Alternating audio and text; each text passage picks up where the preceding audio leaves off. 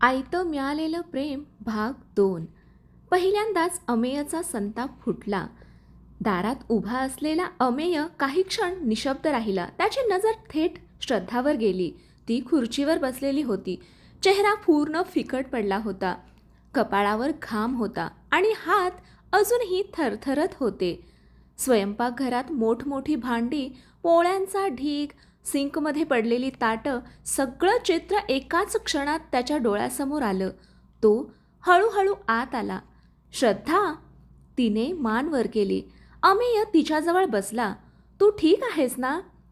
श्रद्धा नेहमीप्रमाणेच हसण्याचा प्रयत्न करत म्हणाली, हो, थोडा थकवा आहे.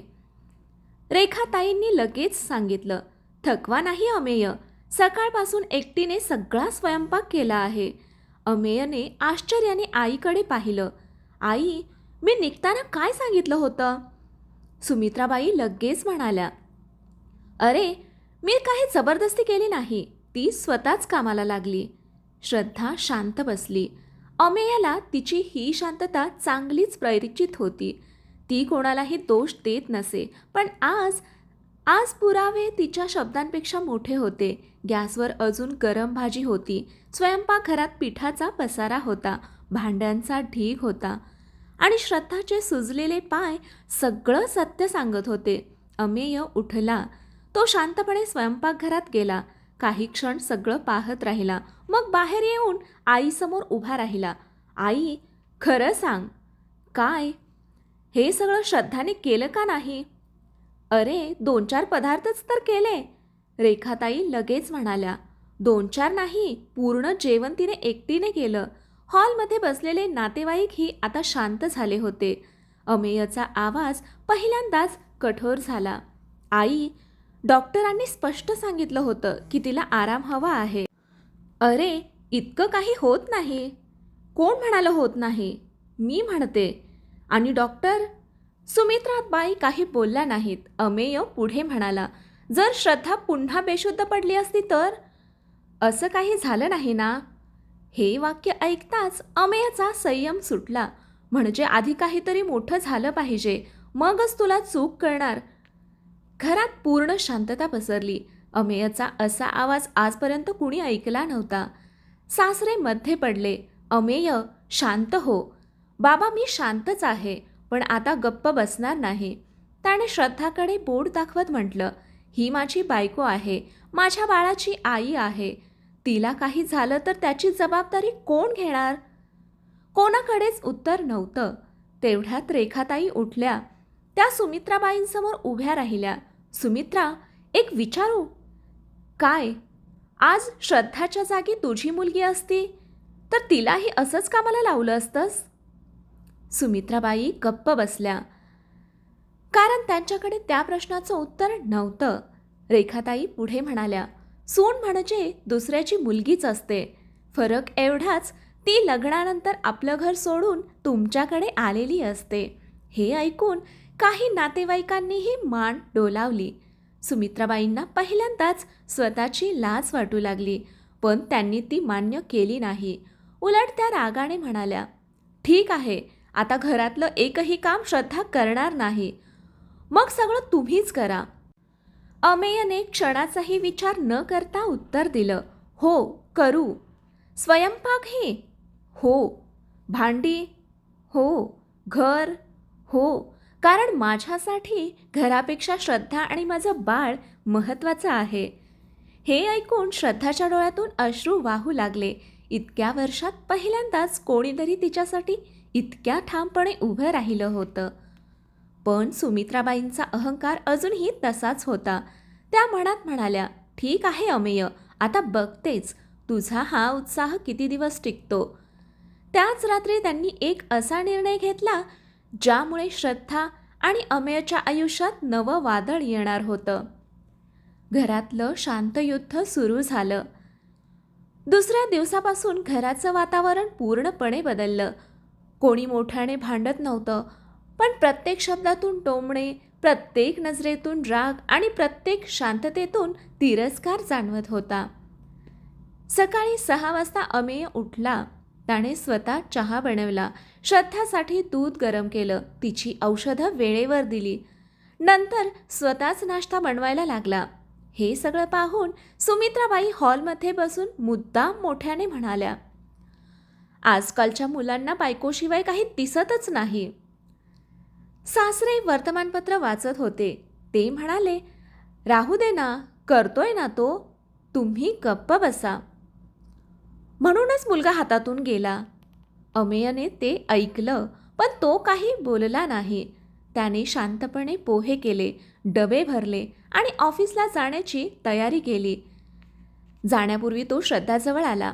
तुला काही लागलं तर मला फोन कर.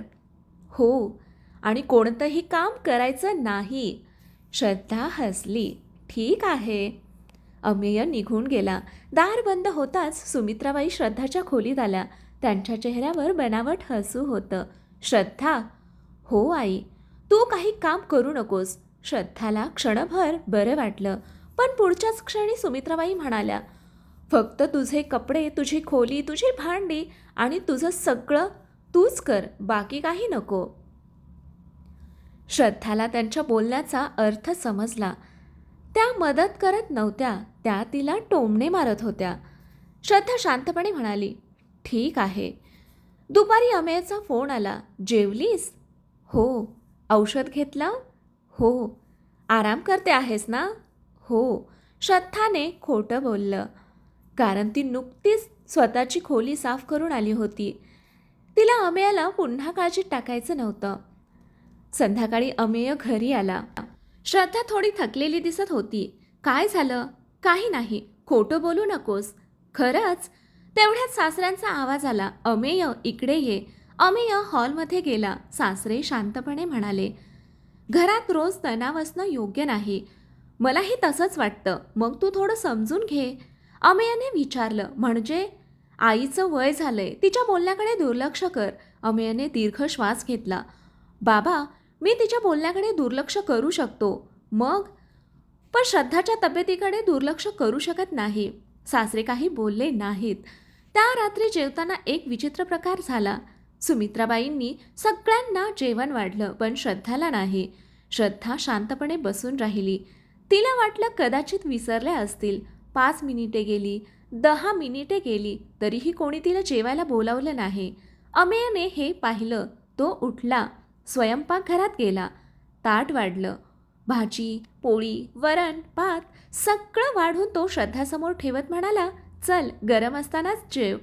सुमित्राबाई लगेच म्हणाल्या, अरे, ती स्वतः वाढून घेऊ शकते. अमेयने शांतपणे उत्तर दिलं, मग तुम्हीही स्वतः वाढून घेऊ शकता. संपूर्ण घरात शांतता पसरली. सुमित्राबाईंचा चेहरा रागाने लाल झाला. त्यांना समजलं, आज अमेयने त्यांच्याच वागण्याचा आरसा त्यांच्यासमोर धरला होता. त्या रात्री श्रद्धा झोपली होती, पण सुमित्राबाईंच्या डोळ्याला डोळा लागत नव्हता. त्या सतत एकाच विचारात होत्या, अमेय पूर्णपणे श्रद्धाच्या बाजूने गेला आहे. असं चालू राहिलं तर उद्या घरात माझं ऐकणार कोण? अचानक त्यांच्या मनात एक कल्पना आली. त्या हळूच उठल्या, कपाटातून काही कागदपत्र बाहेर काढली आणि स्वतःशीच म्हणाल्या, आता खेळ थोडा मोठा खेळावा लागेल. त्या कागदपत्रांचा श्रद्धाशी काय संबंध होता? आणि सुमित्राबाई कोणता नवा डाव आखत होत्या? कागदपत्रांमागचं रहस्य. त्या रात्री सगळेजण झोपले होते, पण सुमित्राबाई मात्र कपाटासमोर बसून काही जुनी कागदपत्र चाळत होत्या. घराची कागदपत्र, बँकेची पासबुकं आणि एक जुनी वही. त्या वहीत घर खर्चाचा अनेक वर्षांचा हिशोब लिहिलेला होता. सुमित्राबाईंच्या मनात एकच विचार सुरू होता, आता घरात सगळं अमेय आणि श्रद्धाच्या मनाप्रमाणे चालू लागलं तर उद्या आमचं महत्त्व कमी होईल. मुलगा हातातून निसटला तर म्हातारपणी आधार कोण देणार? तेवढ्यात सासरे जागे झाले. सुमित्रा, एवढ्या रात्री काय करते आहेस? काही नाही. मला माहिती आहे, तू काहीतरी मनात धरून बसली आहेस. सुमित्राबाई काही क्षण शांत राहिल्या. मग म्हणाल्या, तुम्हाला दिसत नाही का? अमेय आता पूर्णपणे बदललाय. सासरे शांतपणे म्हणाले, बदलला नाही, जबाबदार झाला आहे. म्हणजे? तो आता फक्त मुलगा नाही तर होणारा बाप आहे. सुमित्राबाई नाराज झाल्या. तुम्हीही त्याच्याच बाजूने. मी कोणाची बाजू घेत नाही, पण श्रद्धाची तब्येत ही महत्त्वाची आहे. सुमित्राबाईंनी काही उत्तर दिलं नाही. दुसऱ्या दिवशी सकाळी श्रद्धा उठली. आज तिची तब्येत थोडी बरी वाटत होती. ती हळूच स्वयंपाकघरात आली. सुमित्राबाई चहा करत होत्या. श्रद्धा म्हणाली, आई, मी मदत करू का? सुमित्राबाईंनी तिच्याकडे पाहिलं.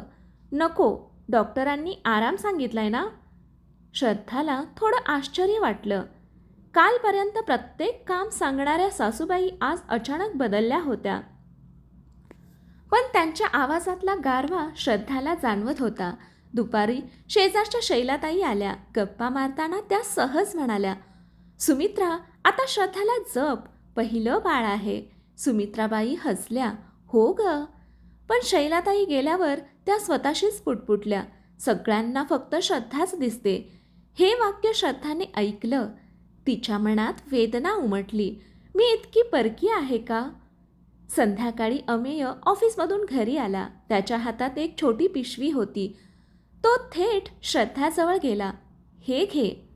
काय आहे? श्रद्धाने पिशवी उघडली. त्यात छोटंसं बाळाचं गुलाबी रंगाचं स्वेटर होतं. श्रद्धाच्या चेहऱ्यावर हसू उमटलं. अरे, अजून बाळाचा जन्मही झाला नाही. अमेय हसला. माहिती आहे, पण आज दुकानात पाहिलं आणि राहावलं नाही. श्रद्धाच्या डोळ्यात आनंदाश्रू आले.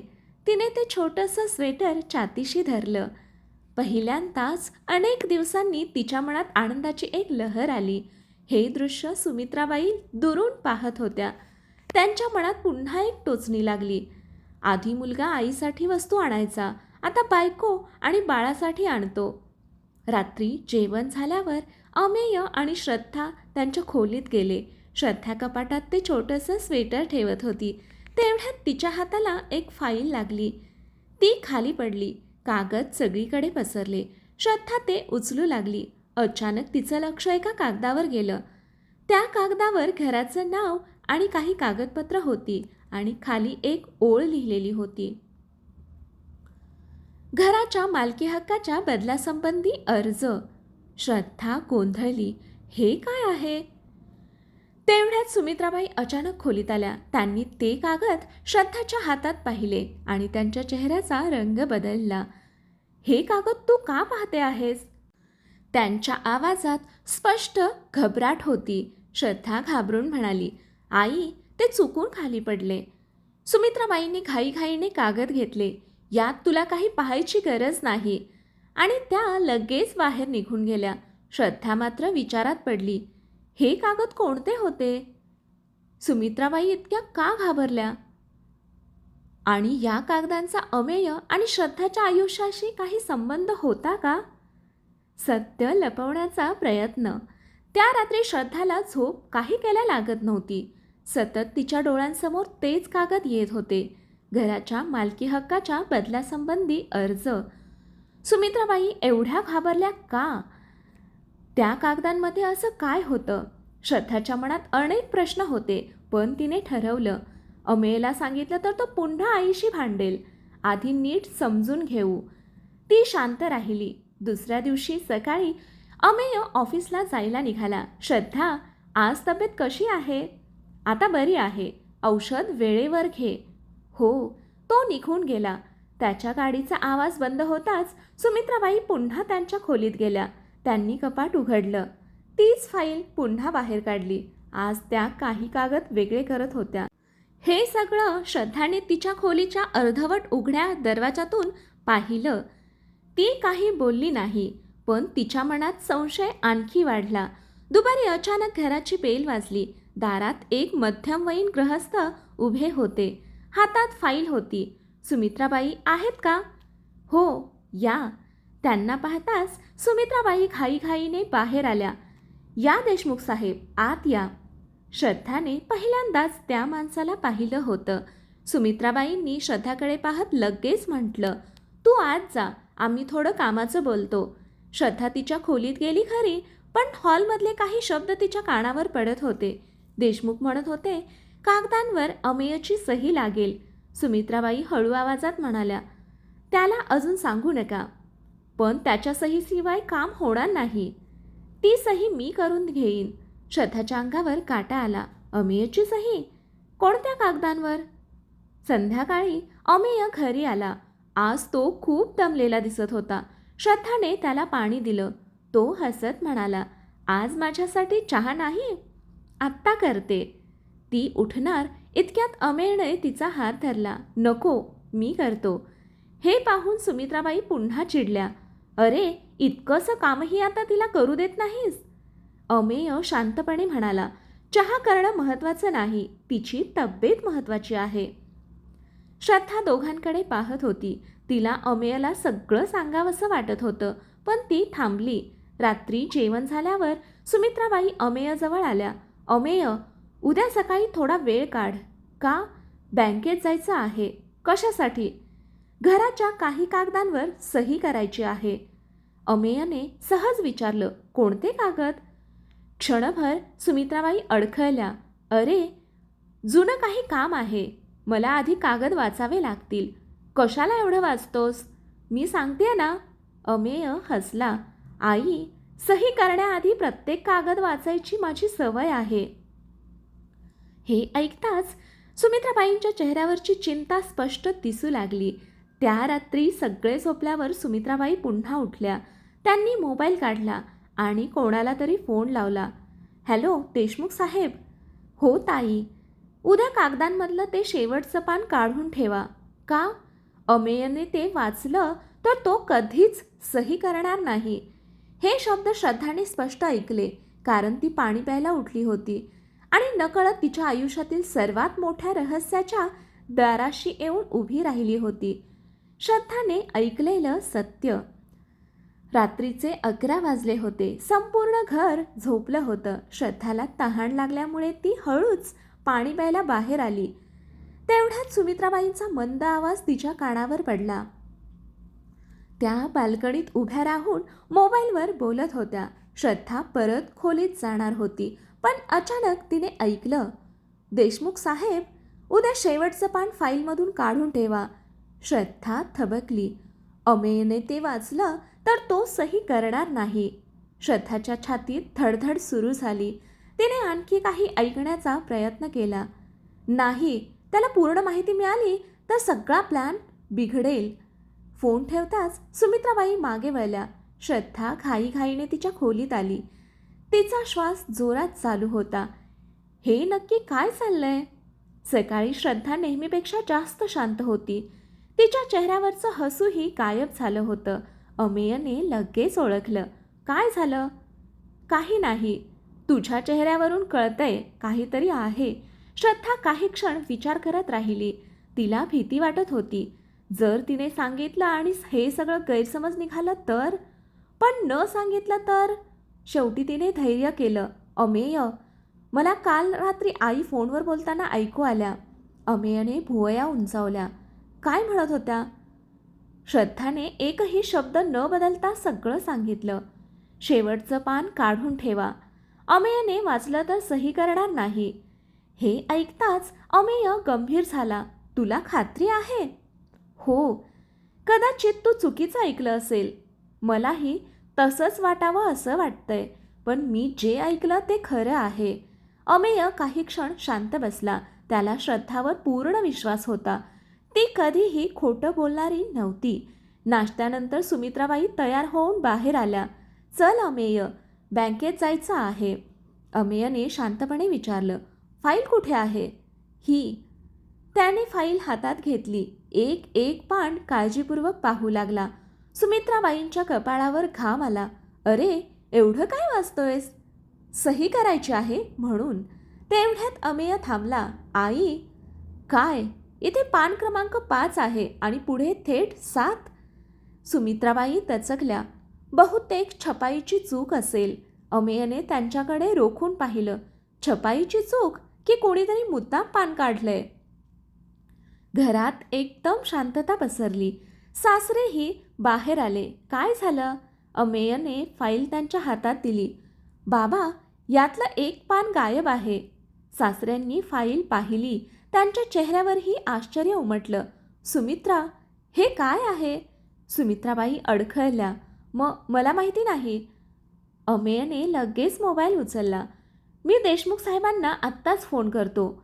हे ऐकताच सुमित्राबाई घाबरल्या. नको. सगळ्यांच्या नजरा त्यांच्याकडे वळल्या. क्षणभर त्यांना काय बोलावं ते सुचेना.